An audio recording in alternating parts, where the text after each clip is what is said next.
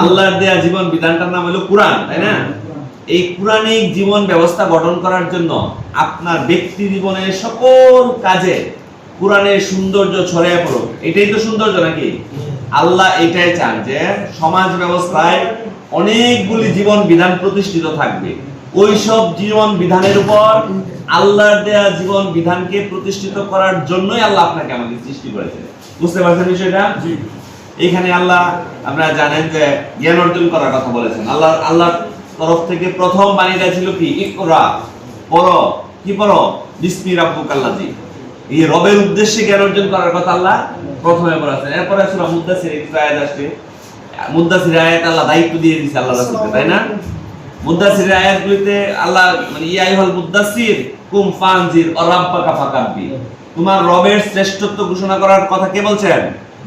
আল্লাহ। রব্বাকা ফাকাব্বির, রবের শ্রেষ্ঠত্ব ঘোষণা করার কথা বলে আল্লাহ তাআলা একটা দায়িত্ব দিয়ে রাসূলকে ছেড়ে দিয়েছেন যে তুমি বলে দাও তোমার রব তোমাকে যিনি সৃষ্টি করেছেন তার কি গুণ আছে, তার বড়ত্বটাকে তুমি প্রকাশ করে দাও। এখন আপনি আমি গিয়ে শুধু মসজিদে এসে নামাজ পড়ার মধ্যে ইসলামটাকে সীমাবদ্ধ রাখবো? শুধুমাত্র বিয়ে শাদী করার জন্য মুসলমান হলে চলবে?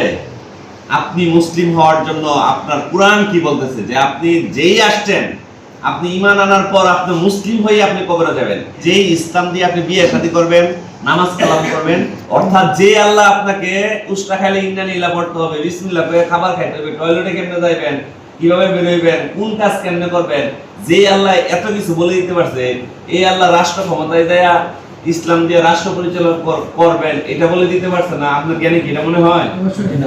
অর্থাৎ আমরা আল্লাহর বিধানে এইটুকুই বলা আছে, অনেকগুলি জীবন বিধানের উপর আল্লাহর দেয়া জীবন বিধান দিয়ে তুমি রাষ্ট্র এবং সমাজ পরিচালনা করবা।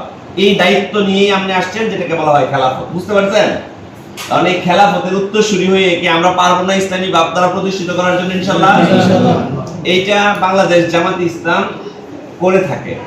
এর জামাতের প্রত্যেকটা লোক দায়িত্বশীলরা বলেন, যদি ইসলামী কালচার, ইসলামী জীবন ব্যবস্থা পরিচালনার জন্য জামাতে ইসলামের চাইতে বেটার কোনো রাজনৈতিক দল বা সংগঠন মানে সমাজ ব্যবস্থায় আসে, আমরা তখন ওইটা করবো। বুঝছেন বিষয়টা? জামাতে ইসলাম করার শর্ত না, কিন্তু ইসলামী জীবন বিধান প্রতিষ্ঠিত করার শর্ত। আপনাকে এই জীবন বিধান প্রতিষ্ঠিত করার জন্য একলা একা সম্ভব না। কেন সম্ভব না? আল্লাহ বলে দিয়েছেন ওয়াতাসিমু বিহাবলিল্লাহি জামিআন ওয়া লা তাফাররাকু। এখানে তোমরা ঐক্যবদ্ধ হয়ে জীবন মানে পরিচালনা করবে, অর্থাৎ তোমরা সকলে ঐক্যবদ্ধ হয়ে আল্লাহর রজ্জুকে আঁকড়ে ধরো, পরস্পর বিচ্ছিন্ন হও না। এই যে বিচ্ছিন্ন না হওয়ার মানসিকতার মাধ্যমে ইসলামী ভাবধারা প্রতিষ্ঠিত করতে হবে। আমরা ঐক্য হয়ে পারবো তো ইনশাআল্লাহ?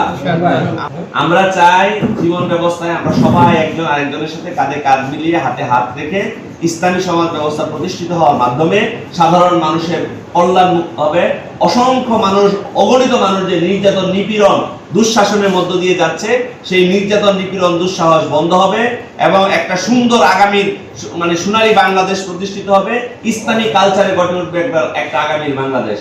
আমরা সেই বাংলাদেশে সহযোদ্ধা হিসেবে আপনাদেরকে পাশে পাই। থাকবেন তো আপনারা আমাদের পাশে ইনশাআল্লাহ?